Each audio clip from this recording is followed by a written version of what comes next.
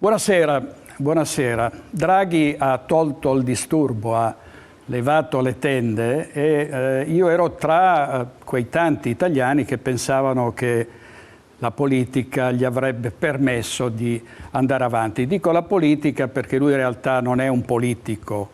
a tutto tondo, è stato un finanziere, è stato un banchiere, si è prestato alla politica perché c'era bisogno di un governo di unità nazionale per risolvere grossi problemi e non stiamo ad elencarli perché sappiamo benissimo quali sono. E tanti italiani, una gran parte di italiani, aveva auspicato che ci fosse un Draghi bis con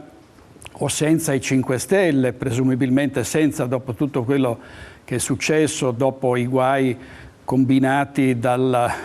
duo Conte e Di Maio, il primo con la scissione, il secondo con questa vendetta nei confronti di un governo che non ha mai amato e da cui si è sempre sentito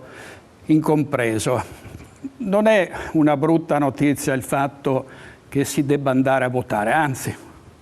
lo auspichiamo da sempre, il voto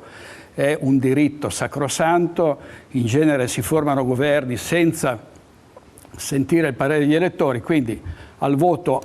come diceva Totò in un celebre film, vota Antonio, vota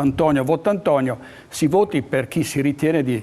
voler votare, sembra che si debba votare il 25 settembre. Ma non è tanto la questione del poter andare o del non poter andare al voto. Il problema è quello di una politica becera, greve, egoista, cinica, che ancora una volta ha dimostrato di fare i propri interessi e non quelli del Paese, non quelli della comunità. Addirittura Lega e Forza Italia che si coalizzano contro il DL concorrenza, un cardine